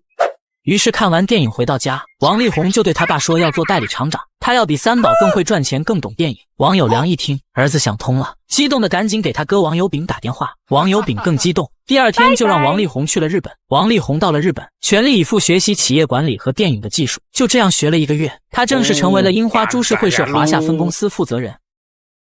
从王力宏厂里回来，三宝想到了一个好策略。自己的优势是原料来源充分，各个粮站从来不催收原料钱。既然自己的结算周期长，那么我就把这个优势发挥出来。在当时，买东西都是现款现结，三宝大胆推出先吃饲料后付款，最长可以半年后结账，大大缓解了养殖户的资金周转问题。一时间，大家又纷纷购买新理想猪饲料，新理想饲料的市场占有率又回到了86%。没想到几天后，樱花饲料厂毫不犹豫也推出先吃后付款，最长可以1年1结。办公室里，王力宏坐在老板椅上，一脸傲娇：“哼，三宝不管你出什么招，我通通都胜你一筹。樱花财大气粗，你这小小活动算个屁！”接下来的3个月，新理想推出加量不加价，不出3天，樱花也推出加量不加价。新理想推出买10袋送1袋，不出3天，樱花也买10袋送1袋。不管新理想推出什么活动，樱花通通照跟。而且在最短时间内，新理想和樱花的市场占有率成了50对50，而且樱花的售价永远都比新理想便宜20%。在各种优惠活动之下，新理想猪饲料几乎接近成本价出售。此时樱花又一次进行了回馈新老顾客的大降价，宣布从每50斤4毛8分降为4毛2分。这个消息一出，新理想的市场占有率已经跌到了前所未有的35%，只有一些忠诚的老顾客还坚持用新理想，大部分的人都选择了价格更低、品质一样的樱花牌猪饲料。三宝知道对方是中日合资，有资本在背后撑腰，他知道现在只有弯道超车才能把樱花打趴下。呵呵。虽然在这小半年里，三宝为饲料厂的事儿烦心，不过他报喜不报忧，没把这些破事对海燕说，反而又指点了海燕几招，让海燕的特别美邦威服装厂又大火一把。在三宝鬼斧神工般的设计下，特别美邦威服装厂又推出了一款名叫的确良衬衫，衬衫颜色十分鲜艳，大大满足了当时人们的爱美之心。一时间，能拥有一件的确良衬衫，成了时髦和洋气的象征。晚上躺在床上，海燕和三宝商量定价。三宝，一件衬衫定价8元，是不是太贵了些？不贵，就这个定价，人家想买都还要排队呢。放心大胆的定吧，赚钱有什么不好意思的？好吧，我听你的。对了，三宝，有件事我不知道做的对不对？什么事儿？海燕皱着眉犹豫地说道。我今天一下子开除了5个人。三宝大吃一惊，海燕竟然也会开除人。太阳打西边出来了，于是一咕噜从床上坐起，认真的听海燕说。为了提高效率，我把大锅饭制度改成了计件制。自从计件制后，大家每个月能拿40-50块工资，而美宝莲和裘家4姐妹，她们每个人都只拿了10几块钱的工资，养活自己都不够。正所谓穷生奸计，富长良心，她们挣不到钱就开始偷厂里的东西，不仅如此，还污蔑我和前厂长有一腿。我一气之下就把他们5个开了。三宝听完激动道：燕呐，你这叫3套丢2套。什么3套丢2套？你真有一套。海燕噗呲一笑。三宝，你又逗我开心。燕娜，你做得对，早就该这样。有些人让他做点好事难如登天，但你让他做点坏事，分分钟给你干几百件。这样的人留在厂里，对工厂的发展大大的不利，不仅损害你的利益，也损害其他工人的利益。所以我双手双脚赞同你这么做。哎呀，我第一次开除人，当时都紧张死了。1回生2回熟嘛。不过燕娜，你发明的那个计件制可真牛。说到这个，海燕可来精神。是啊，三宝，自从大锅饭换成计件之后，效率提升了至少30%，手脚勤快的，每个月能拿到60-70块的工资，比家里的男人挣的还多。那既然海厂长的事业发展的这么好，那咱们也开心一下，庆祝庆祝。三宝，你真坏。天还没亮，辛苦了一个晚上的三宝睡得正熟，突然砰砰砰，赵虎来敲门。宝哥，出大事了，你快起来！三宝迷迷瞪瞪起床开门。怎么了，赵虎？宝哥不好了，有一伙人到我们饲料厂闹事，说什么我们的饲料毒死了他们的猪。哎呦我去！男人用儿子贷款的20万彩礼养猪，本想着能一举报复，没想到一夜之间，猪圈里的1000头猪全都死了，而男人却把责任全归咎于三宝的猪饲料。宝哥不好了，有一伙人到我们饲料厂闹事，说什么我们的饲料害死了他们的猪。什么？怎么会有这种事？走去看看。三宝和赵虎2个人飞奔出去，不一会2人就来到了饲料厂。此时厂门口正有人在闹事。新理想猪饲料有问题，新理想猪饲料有问题。住口！你们是谁？谁派你们到这里来造谣的？带头的人满脸横肉，剃着一个大光头。你就是老板？是我。我1000头猪吃了你的饲料，一夜之间全洗光了。你别胡说八道，我们的猪饲料每天都卖出去几吨，从来没有出过任何问题。是不是胡说八道？你跟我们去看一眼就知道了。我的猪圈里现在还躺着1000条喜猪。好，我去看。满脸横肉的人对4个手下说道：“你们4个守在这里，他们厂里的饲料肯定都有问题，千万别让他们掉包了。”三宝也吩咐赵虎看着饲料厂，别让他们这4个人进去。不一会，三宝和汤寿一等人一起到了光头的猪场。刚一进门，就听见几个女人在哭丧：“哎呀，造孽呀！我们家好不容易借钱开了这个猪场，欠了一屁股的债，这下好了，猪全洗了，这辈子都翻不了身了。是哪个没良心的做了有问题的饲料呀？”三宝一进猪场也吓了一跳，上千头猪齐刷刷倒在猪圈里，猪场里全是猪的呕吐物，味道极度难闻。那几个女人一见到三宝，他们就破口大骂：“就是你这个无良的商家，为了挣钱在饲料里下药，什么长肉型的猪饲料，我们信了你的鬼话，现在好了，猪都洗光了，你这样的人就该遭天谴，就该被雷劈。”说着就要过来扭打三宝。大威见状拦在前面大声吼道：“吵什么吵？事情还没有搞清楚之前，不要胡说八道。我们的猪饲料一向品质有保障，100多家养猪大户都没事，怎么偏偏就你们家出事了？”这我哪知道，总之我们的猪就是吃了你们的饲料才洗的。行啊，都闭嘴，到底什么情况？请兽医看过再说。汤兽医经过一番详细的检查，小声对三宝说道：“李老板，看来情况不妙，这是磺胺中毒。”磺胺？是啊，磺胺超标时主要表现为神经痉挛和拉稀等，这些情况完全符合。饲料是三宝亲自研发的，他的确在长肉型猪饲料里放了磺胺，适当的摄入可以让猪增强体质，但也不至于会吃嘎了。这些猪体内的磺胺超标了上百倍之多。三宝对满脸横肉的养猪户说道：“你把猪饲料拿过来，让我检查一下。”都在仓库堆着呢，自己去看。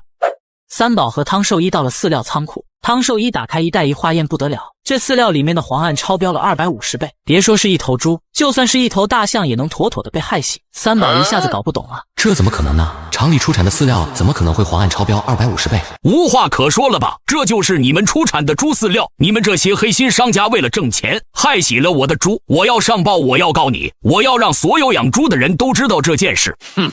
说着他转身跑出去，在门口大声嚷：“来人啊，快去找叔叔啊！心里想饲料厂的猪饲料有问题，害死了我们的猪，快去叫叔叔来，去把他们厂给封了！”一时间，半个村的人都围了过来。什么？我们家吃的也是心里想的猪饲料啊？猪饲料都有问题，真是要了亲命了！作孽呀！赶紧回去看看自家的猪有没有事。大哥，要不要制止他们找叔叔？肯定是有人在捣鬼，我们的猪饲料肯定不会有问题，要不坐下来和养猪的商量一下，赔点钱了事。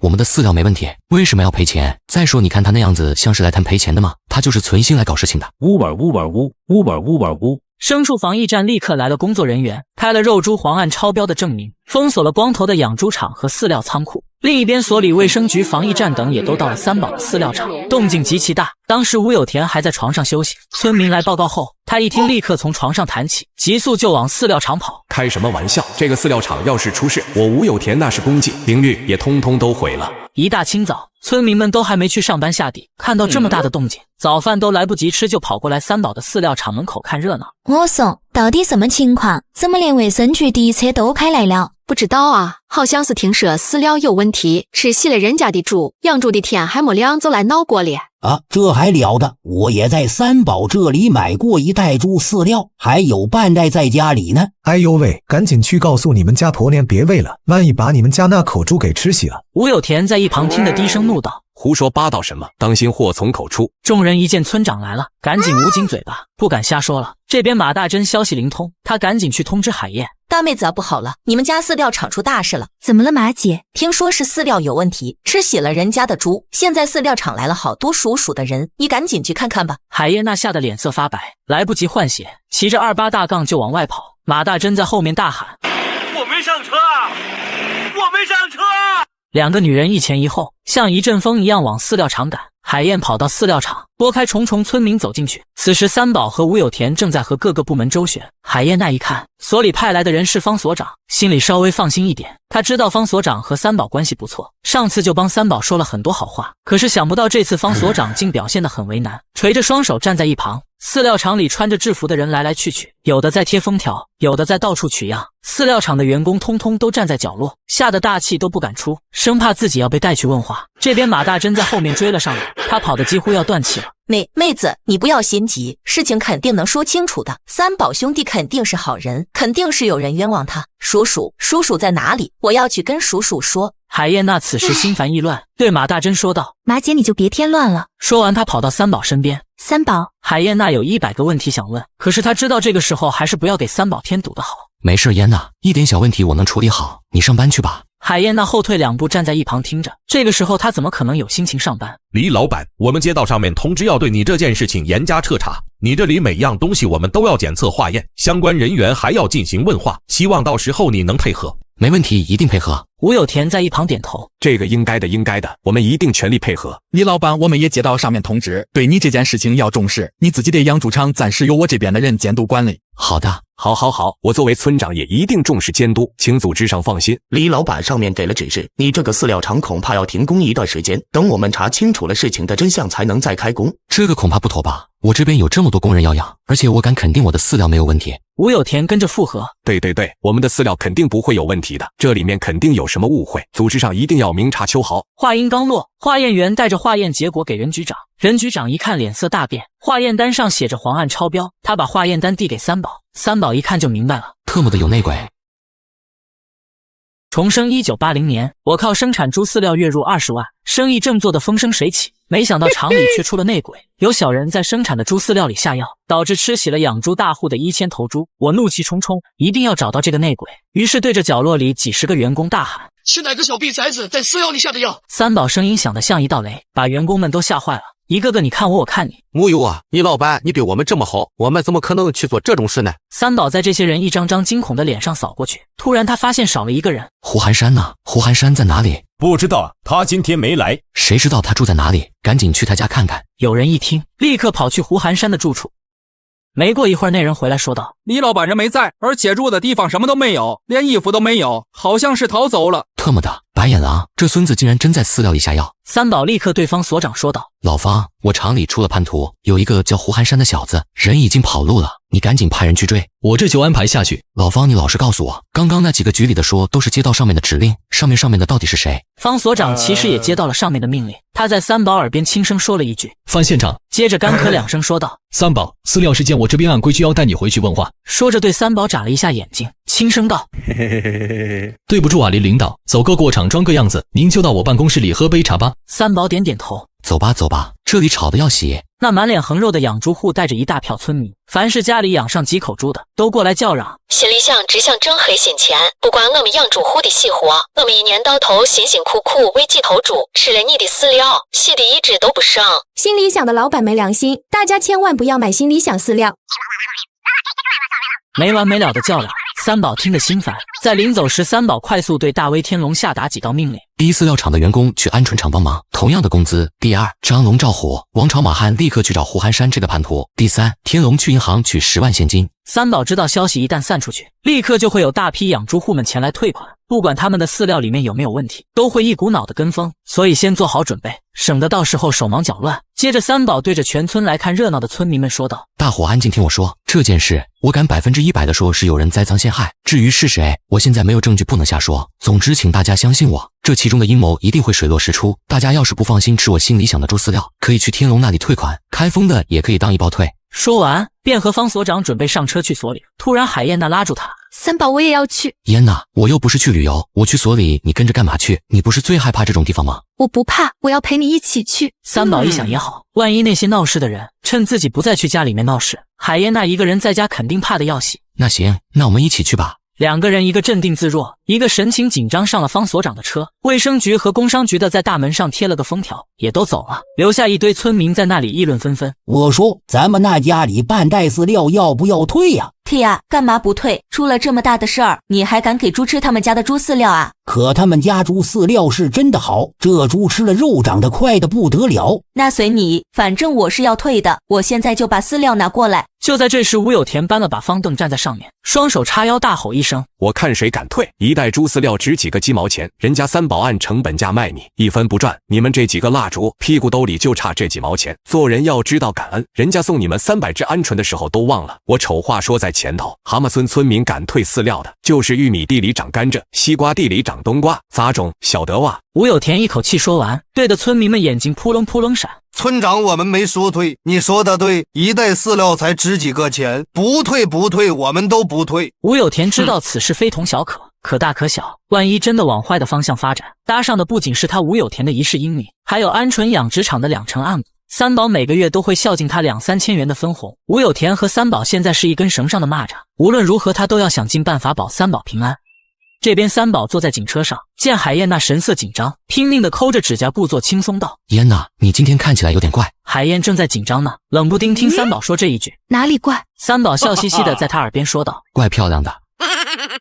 海燕娜看了一眼坐在副驾驶的方所长和司机，三宝出了这么大的事，不要再开玩笑了。没事儿，创业是一场持久战，哪有一直顺风顺水的？出点小问题也是正常的，放心吧，我搞得定的。没事咱不惹事，有事咱不怕事。海燕惊讶地看着三宝，三宝你说的对，咱不怕事。只要是创业，肯定会碰到困难。我在21世纪开的12个公司，哪个不是披荆斩棘一路杀过来的？原以为80年代的人善良淳朴，但万万没有想到，王力宏这小子居然下这么大的本钱，演了这么大一出戏。其实三宝心里早就知道这是120%是王力宏干的，又是串通养猪户，又是买通自己工厂里的人，又是和范县里应外合，真是辛苦他们了。这些三宝通通猜对了，但除了一点，他公司里的叛徒胡寒山他没预料到。胡寒山是王有良安插在三宝内部的一个眼线。其实在三宝饲料厂招工的时候，王有良就把他安排了进去。那个时候王有良还不知道会有后来的樱花公司，也没想过儿子会去做代理厂长，他只是深谋远虑的先安插个眼线进去，以后做事方便些。没想到这次派上了大用场，三宝现在还没想到胡寒山究竟是怎么在他的饲料里下药的。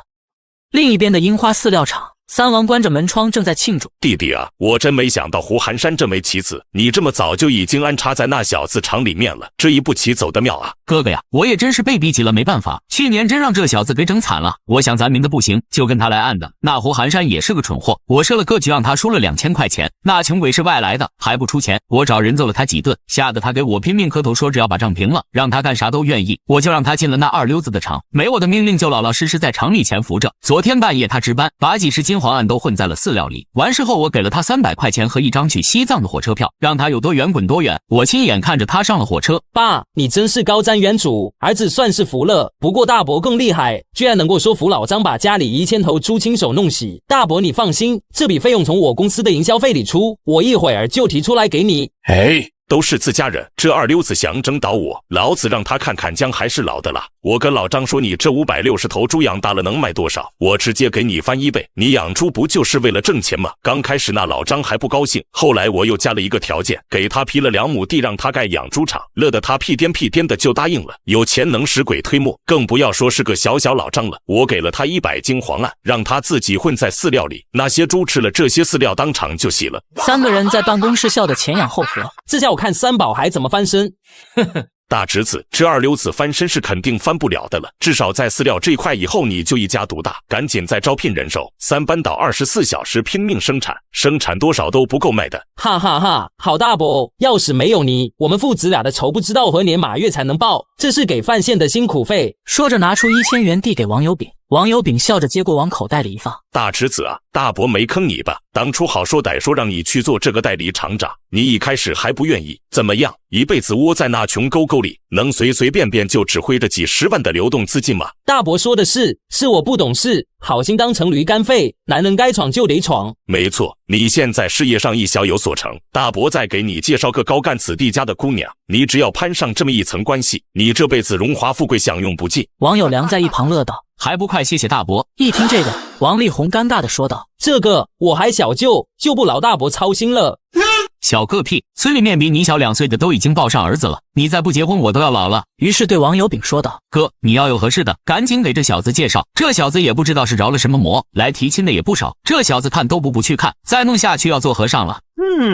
我老王家就传了你这么一个苗，我跟你说力宏，在这世上你可别给爹开玩笑。王力宏喜欢海燕娜的事儿对谁都没说过，他爹娘要是知道自己喜欢那二溜子的媳妇，能当场气到喷血，只好勉强的点了点头。王有炳站起身说道，好了，事儿咱们也算是办漂亮了，接下来就等三宝哭吧。80岁老头贷款20万养猪，本想着一举报复，没想到猪圈里的1000头猪却一夜之间全洗光光，而老头把责任全归咎于吃了三宝的猪饲料，认为是饲料有问题，于是每天都带着几拨人拉着横幅来蛤蟆村闹。不仅如此，甚至还拿着高音喇叭满县城大喊，心里想猪饲料有问题，心里想猪饲料有问题，吃洗了养猪大户的1000头猪。当地的报纸、新闻、听闻也纷纷来采访，一时间心理想的绯闻闹得整个顺丰县沸沸扬扬。心理想猪饲料市场占有率从100%降到了史无前例的8%，几乎全县的猪饲料市场都被樱花占领。三王看到这一幕，在樱花饲料厂办公室笑得合不拢嘴，真是大快人心。我还以为他三宝有3头6臂，原来也是这么不堪一击，一个洗猪事件就把他给搞垮了，哈哈哈哈。哎，儿子，这可不单单是洗猪事件这么简单，这里面学问可大着呢，你得向你大伯学习。这话怎么说？你想想看，能让全县的报纸收音机一下子铺天盖地的报道，而且都是头版头条，是一般人能做到的吗？还有那养猪的老张在大街上宣传，要没有你大伯他能上街吆喝吗？这一整套的计策环环相扣，步步为营，差一步都不可能有今天这个效果，还是你大伯有本事。网友丙听得得意的几乎都快上天了，咧着嘴笑道：力宏啊，你以为这就完了吗？这才刚开始，接下来我们要给这二流子来个致命一击。他现在名声已经搞得够臭了，咱们现在让老张去告他索赔20万，他要是赔，说明他承认饲料有问题，他要是不赔，那就再好不过，这个官司永远和他耗下去，他的厂子永久倒闭，臭名远扬，一辈子翻不了身。好，就这么办。果然没几天，三宝就收到了传票，海燕拿过来细细的看了一遍，并没有大惊小怪。经过了这几天的沉淀和三宝的开导，他也镇定了下来，知道这是光是急是没用的，心里想正在经历一场史无前例的大挑战，这个时候他绝对不能给三宝添堵。1周后，王书记出差回来了，他回到顺丰县第一件事就是打电话给三宝，让去他办公室一趟。是时候该轮到我反击了，这一次要将你们一网打尽，永世不得翻身。三宝来到王书记办公室，两个人详谈了1个小时，最后王书记问道：三宝，你接下来打算怎么办？三宝拿出一份报纸，指着上面的一篇报道说道：王书记，我想去北京参加这个比赛。王书记拿过一看，原来是首都正在举办第1届全国饲料评选大赛，全国各个地方的饲料商都可以将自己的饲料拿过去进行评选，获得金奖的企业不仅有奖金，而且还能获得国家免检产品，这样一块重磅金牌。王卫国看完拍而起说道：好，我就知道你小子不会坐以待毙，我支持你参加这个比赛，只不过这个比赛远在首都。没事，我还没去过首都呢，正巧借着这个机会去玩玩。好，越是困难时期，越是要保持乐观的心态，去玩一玩很好。王卫国原本以为三宝遭受了这么大的打击会萎靡不振，想不到三宝精神抖擞，心里不禁暗自赞叹，真是个做大企业家的人。从县里回来时，三宝买了1只鸭子，又买了几块果木炭，在院子里做北京烤鸭吃。海燕那下午就下班了，一进院子见到三宝在烤鸭子。三宝心情这么好，难道事情有了转机？三宝什么事情这么开心？没什么事啊，就是单纯的想吃烤鸭了。海燕略带失望的哦了一声。燕娜，我之前一直犯了一个严重的错误。什么错误？我之前烤乳猪时用的是普通木炭，错了，大错特错，应该用果木炭。海燕那像被噎住一般，无言以对。来，尝尝三宝牌爱心满满果木烤鸭好不好吃？海燕见三宝还是像以前嬉笑打闹的模样，心里也稍微安心一些。两个人边吃烤鸭边聊天。三宝，那官司的事情怎么办？没事，打官司这种事情最不用害怕，从起诉到开庭，少说也要几个月的时间，不用放在心上，就先这么应付着。燕娜，有件事儿我得跟你先说下，过几天我要去首都。去首都干什么？于是三宝就把饲料比赛的事儿跟海燕娜一说，只要咱能拿下这个免检产品的金字招牌，现在这些流言蜚语就能不攻自破。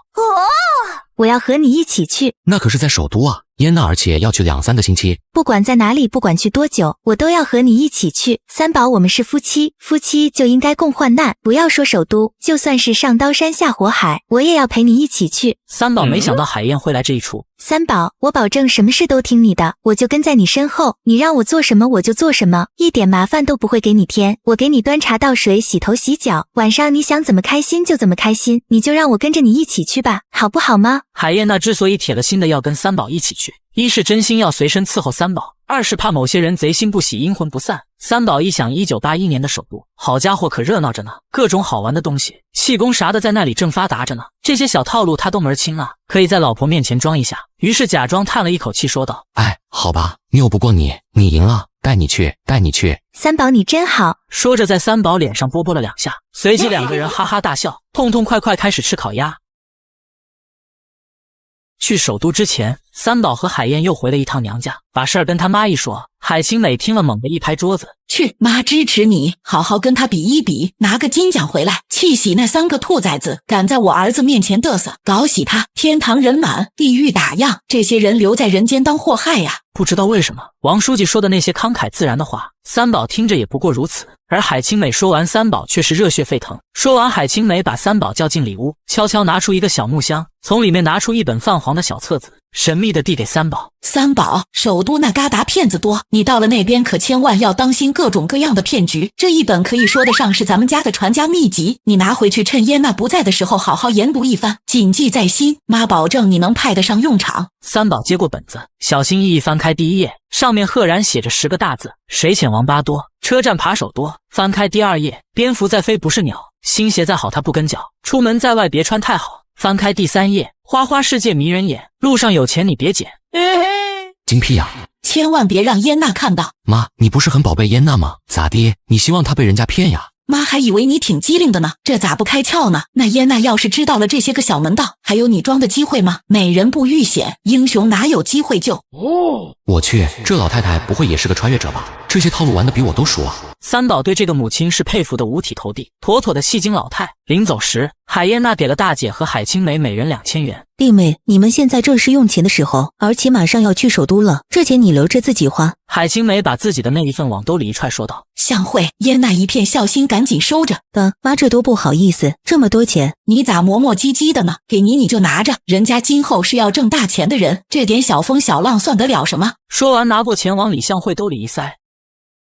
顺丰线离首都有2天2夜的火车车程，离评奖还有15天。三宝心想早点去，顺便还能去体验一把80年代的首都。三宝带了大威和赵虎一起去，让天龙留下来管理养殖场。出发前，吴有田千叮咛万嘱咐，排除一切万难都要拿下这个金奖，咱就把这宝压在上面了。4个人就这样踏上了进京的火车。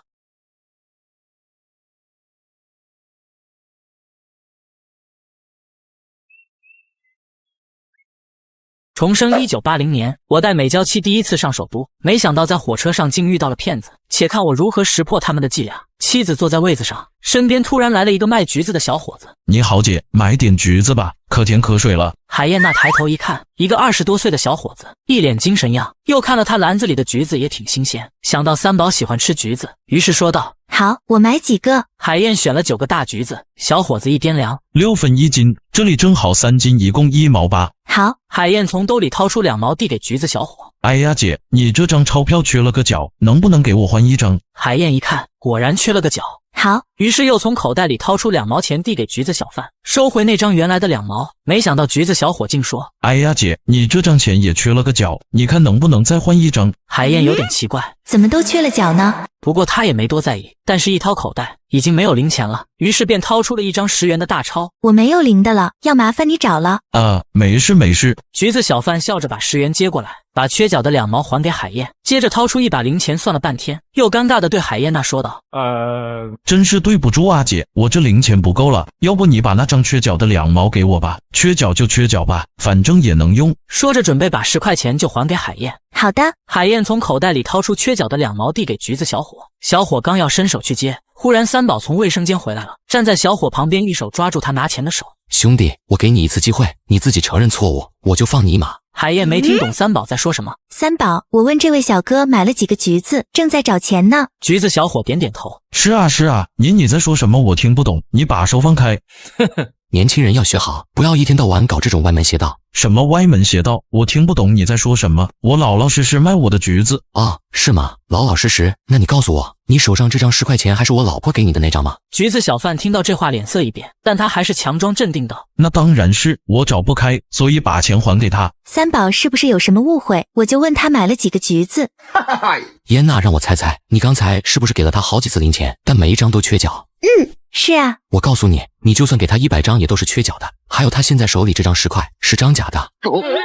假的。车厢里一群乘客听到假钱都围了过来。什么假钱？你别满口胡说，我一个卖橘子的哪来的假钱？这张钱就是刚才这位小姐给我的，你放手。死鸭子，嘴硬。三宝此时还紧紧握着小伙的手，小伙心里发虚，强装镇定道：你这个人无理取闹，橘子还给我，我不卖了。小兄弟，我在玩撕前脚时，你胎毛还没脱落呢。橘子小伙一听到撕前脚3个字，顿时慌了神。什么撕前脚？我听不懂。三宝一把抓过小贩手上那张10块钱，在太阳下一照。来，大伙看看，这到底是真的还是假的？周围的人拿过一看，嘿，这肯定是假的呀，这做的也太粗糙了。哎呦，现在的年轻人怎么这样，居然去做这种诈骗勾当？最恨这种骗子，人家辛辛苦苦干一天赚个快8毛的，他一转手要骗走人家10块钱。打电话给叔叔送过去。橘子小贩虽然现在满头冷汗，但嘴巴还很强硬，指着海燕娜说道：他刚才给我的就是这一张，就算是假的，那也是他的。啊，是吗？那这些你怎么解释？说着，三宝从橘子小贩屁股袋里掏出10几张10元和5元的假币。刚才三宝上完厕所过来，刚好看到橘子小贩在调包。橘子小贩见自己的西洋镜被拆穿了，顿时慌得六神无主。对不起，我第一天出来做这种事，我以前从来没有做过。对不起，我发誓我以后再也不会做了。求求你高抬贵手，不要把我送到所里去，要是让我妈知道了，一定会打死我的。哟呵！第一次，哥才相信你刚才镇定自若的样子，不知道是几百次了，坑了不少人了吧？细皮嫩肉的，看着就不像是卖水果的。松所里去，把货车上报案叫来，到下一站就让他下去。这样的人就是社会的败类，你这次放过他，他下次还要再骗人的。不会，我保证我不会再骗人了。说着扑通一声跪了下来，对着三宝说道：大侠英雄好人，求求你给我一次机会，放我一马吧，都是年轻人，我一定会改过自新，好好做人的。三宝心想自己出来是办事的，还是不要搞事的好，大喝一声滚！橘子小贩如蒙大赦，谢谢，你们都是好人，好人一生平安，好人有好报，我以后保证不会再做这个事情了，我向天发誓。说着立刻从地上弹起，掏出海燕那张10元的钞票，双手递上。姐，这是你的钱。海燕娜拿起桌上的橘子，橘子还你。不用，自家种的不值钱。说完拎起篮子飞似的跑了。火车上的人也都各自坐回了位置，谈论着刚才的事儿。大哥，我真是服了你了，你怎么知道那小贩会把10元钱调包？这招叫撕钱角，不管你给他多少，他都会说你的纸币缺角，到最后你身上钱全掏完了，就只能拿大钞给他，他拿到你的大钞狸猫换太子，假装说找不开，还给你的时候就成了假的。常见的骗术，没什么稀奇的。哦，厉害啊，宝哥！今天要没有你，这10块钱肯定就让他骗去了，一样是出来混的。宝哥，你懂得怎么这么多？三宝得意道：小场面。海燕娜不安道：三宝，我要是不买橘子，就不会有这个事儿了。燕娜，你是做了一件积德行善的好事。好事？对呀，你想想看，今天这小伙得到了教训，你给了他一个重新做人的机会，说不定他从此就金盆洗手走上了正道。要没有你，这小伙子就永远是个骗子，你说对不对？有道理。有你亲好老公在，什么骗子都骗不到我们。老公抱抱。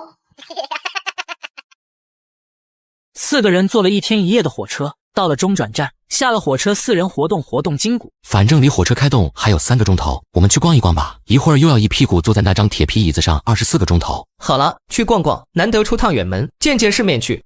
4个人到了大街上，街上人来人往，挺热闹，小吃也挺多。三宝买了4串糖葫芦，一人1串，边吃边逛。突然三宝觉得肚子疼，特么的，糖葫芦不干净，你们等我一下，我去上个厕所。说着就跑去找公共厕所了。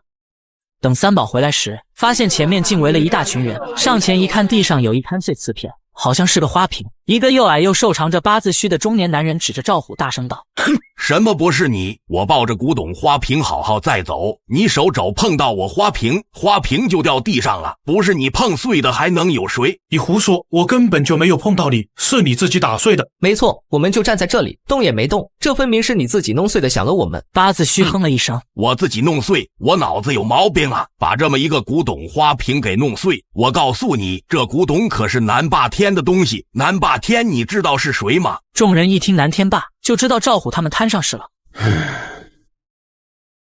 农村人第一次进城，上街就碰碎了路人怀里明朝年间的花瓶，但他却死活不愿意赔钱。赔钱？赔什么钱？我根本就没有碰到你，是你自己打碎的。我自己弄碎，我脑子有毛病啊，把这么一个古董花瓶给弄碎。我告诉你，这古董可是南霸天的东西，南霸天你知道是谁吗？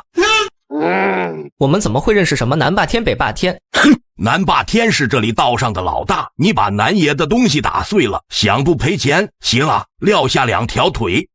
这个花瓶多少钱？这是明朝永乐年间的古董花瓶，价值1200。你他妈穷疯了吧？这么个破花瓶要1200块，你这分明是讹人。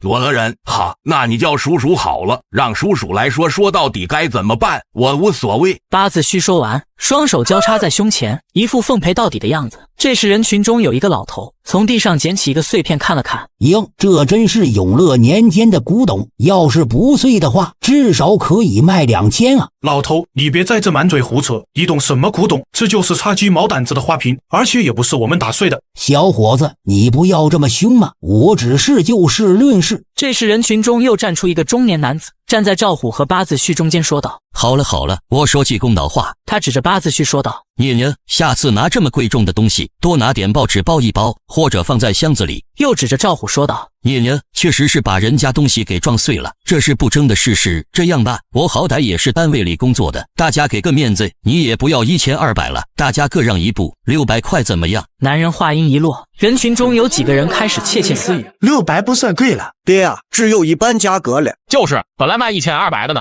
说着，这时又从人群中站出一个女的。算了算了，你们就当破财消灾吧。这几个人在我们这里真的是社会人，啥事都敢干的那种。这一下赵虎急了，可我真的没有撞到他，我连他头发丝都没有碰到，他是在惹我。哎呀，这个时候说这个就没意思了，人家不可能好端端的把一个古董打碎的，肯定是你碰到了，但是你自己没感觉到。这个价格可以了，你要再不答应的话，人家直接让你赔1200。我给你个面子，你说600那就600吧，要是他不愿意，那我们就说理见。真要是去所里，别说3个小时，说不定几天都搞不下来，那不是坏了大事了吗？而且在人家地盘上又有一个什么南霸天，看来只有赔钱了事了。赵虎虽然气不过，不过一时也没办法，于是从口袋里掏出600元递给八字须。八字须嘴角一笑，伸手去接，突然被另外一只手截了胡。三宝接过赵虎手中的600块，八字须见半路杀出个程咬金，小眼睛一眯，怒道：你特么的谁呀，敢碰我的钱，快掏出来！海燕娜见是三宝，急忙开口：三宝，你终于回来了，他们说赵虎打碎了他的花瓶，要赔钱。八字须眼一瞪：没错，打碎人家东西赔钱天经地义，赶紧把钱拿来，要不然就叫叔叔。哈哈哈，叫啊，现在就叫快。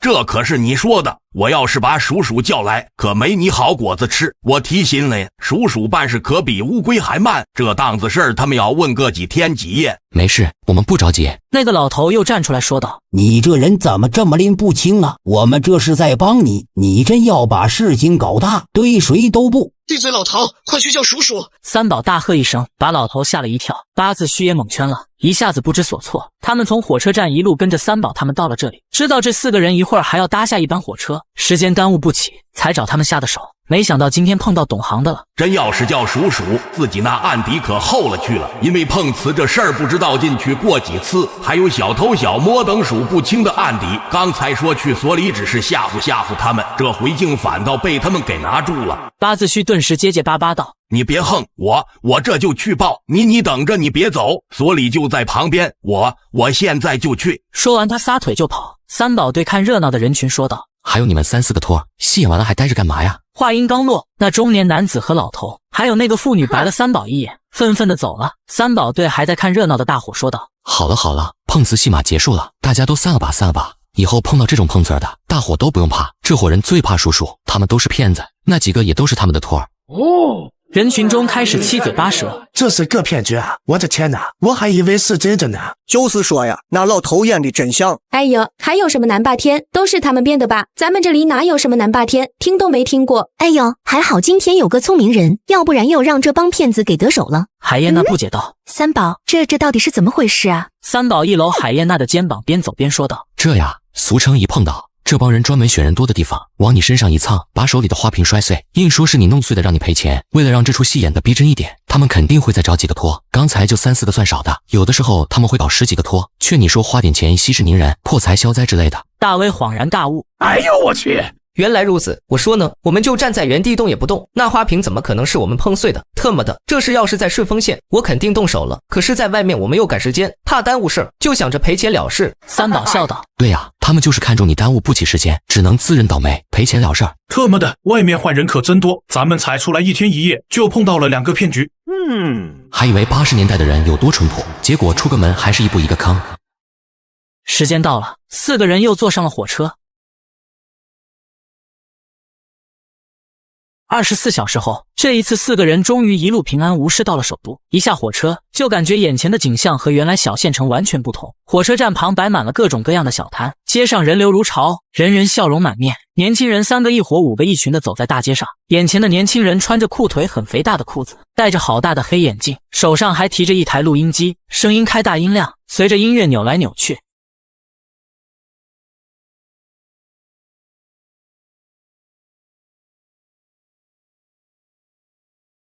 三宝，他们穿的裤子怎么那么奇怪？还有这些人都是盲人吗？怎么都戴着眼镜？可是盲人又怎么会在街上跳舞呢？三宝哈哈大笑。这叫喇叭裤蛤蟆镜，他们正在跳迪斯科，这里流行这个。等我们把东西安顿好了，我也给你去搞一身这样时髦的衣服，我们也去跳迪斯科。海燕娜笑着摇头，不，这个太奇怪了，看着好像是一群瞎子在跳舞。不过这个裤子挺好看的，我回去把它画下来，回去也做这样的裤子。宝哥，我们今晚住哪儿啊？当然是首都饭店啊。大哥，你认真的吗？我听说那里很贵啊，有钱人才消费得起，专门用来接待重要人物什么的。是啊，还接待外国人呢。我听说住1个晚上要1个月工资呢。三宝，这也太贵了吧！1个月的工资就睡1个晚上，我们还是找个招待所吧，反正只是睡个觉，睡着了就什么都不知道了，没有必要花那么多钱。怎么，你们宝哥不是有钱人吗？你们真是不会享受生活。我买单的人我都不嫌贵，难得出来一次，可不能亏待了自己。首都饭店走起。于是4个人叫了一辆出租车，到了饭店门口，大家瞬间被酒店的气派惊呆了。哇，好气派的房子，这也太大了吧！走，宝哥带你们好好体验体验。 4个人扛了几大包的行李，其中还有几十斤猪饲料的样品。刚准备进去，门口2个保安却伸手一拦：“站住！你们走错地方了，乞丐不能进。”哎呀！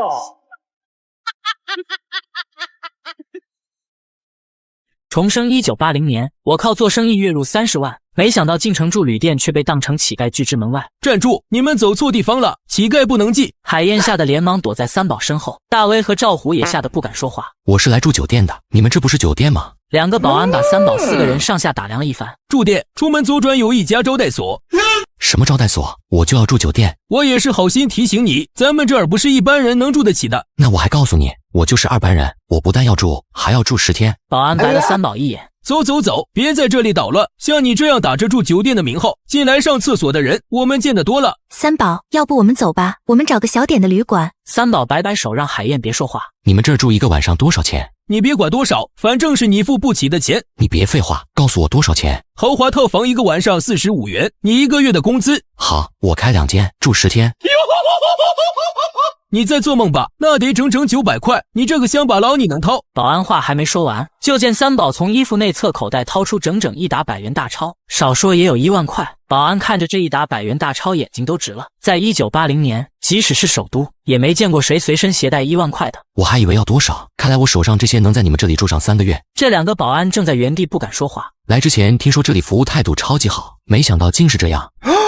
对不起先生，刚才是我们有眼无珠，请你原谅。说完，2人90度鞠躬。4位请进，行李我们帮你拿。店我们自己拿就行了。好的，请随意。那4位里边请。三宝掏出2张10块钱，小费。2位保安再次大吃一惊，自己工资也就40块1个月，平时偶尔有几个外国人给小费，那也就是1毛2毛的，像这样一下给10块的，从来没有过。2个人感激涕零的接过小费，谢谢贵宾，谢谢贵宾。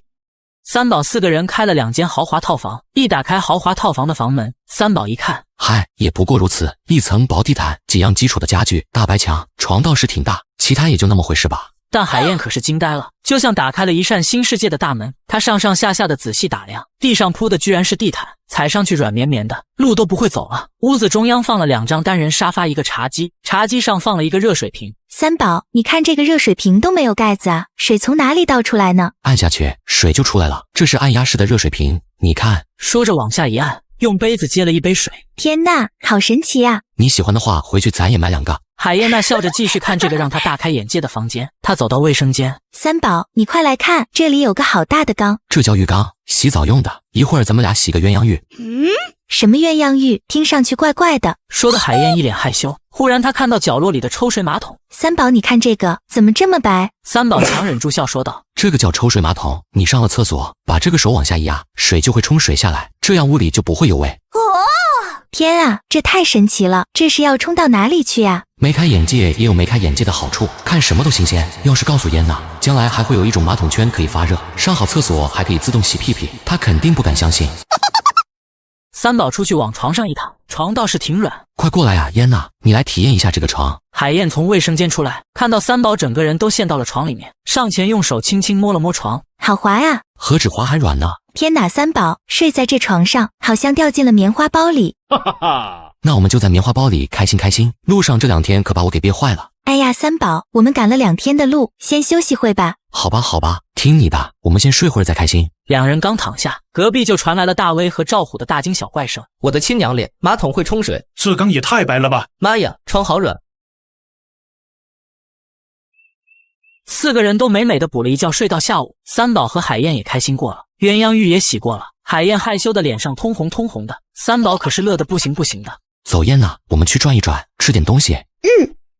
4人来到有名的王府井，正值下午4点左右，人潮汹涌，热闹非凡。卖炒肝的、糖炒栗子、胡辣汤的、酸梅汤萨其马的应有尽有，香味扑鼻，吆喝声此起彼伏，充满了烟火气。4个人走一路吃一路，吃到最后，大威摸着圆滚滚的肚子。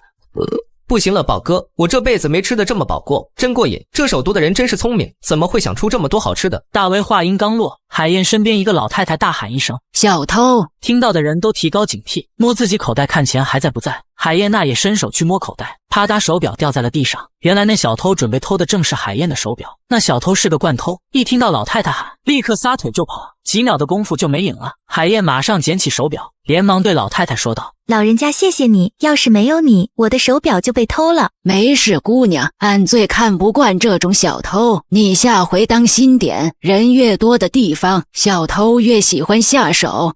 我知道了，谢谢老人家。老人掏出一张小纸片问道：“对了，姑娘，你知道这个地方在哪里吗？”海燕接过一看，上面写着北2街三角猫胡同46号气功研究所。不好意思，老人家，我不是本地的，不知道这个地方在哪。三宝在一旁一看，不对劲，气功研究所，这老太太看来是要上当受骗啊。三宝知道在1980年气功很盛行，但同时也很多人受骗。他见这老太太心地挺善良，不忍心对方上当，再加上自己也想见见这场面，于是说道：“老太太，我知道在哪，我带你去。”真的，那太好了，谢谢你，小伙子。三宝让大威赵虎走前面，一路问路找地方，自己带着海燕和老太太在后面边走边聊。20几分钟的路程中，三宝就把人家老太太为什么上气功课的原委了解了个明明白白。老太太姓何，5年前生了怪病，浑身上下里里外外的痛，在大医院看了好多次也没查出原因。后来听邻居说，有个叫林务本的气功大师很厉害，能给人包治百病，所以老太太就想来看看。说到这里，何老太还掏出一份报纸，里面有篇豆腐块大的文章，证明林务本大师确有其人，在全国开过好多场高级气功讲座，治好过不少人的病。老太太，那你怎么一个人出来？你家孩子怎么不陪你？何老太不好意思的笑笑，一来是小孩忙，二来我儿子说气功是骗人的，让我千万不要去。我今天还是趁他不在家偷偷出来的呢。可是这个地方太难找，幸好啊遇到你们几个好心的年轻人。老太太，说不定你儿子说的是真的，那什么林务本真的是骗人的呢？治病我们还是要相信科学。林大师就是科学治病，人家是有大学教授职称的，文化人不会作假的。我好几个小姐妹都是让林大师治好了病。海燕在一旁悄悄说道：“三宝，听上去玄乎的很，我们还是不要去了吧。”三宝的好奇心被吊了起来，两世为人，这么精彩的场面他怎么可以错过？没事，我们就去看看，情况不对，咱拉上老太就撤。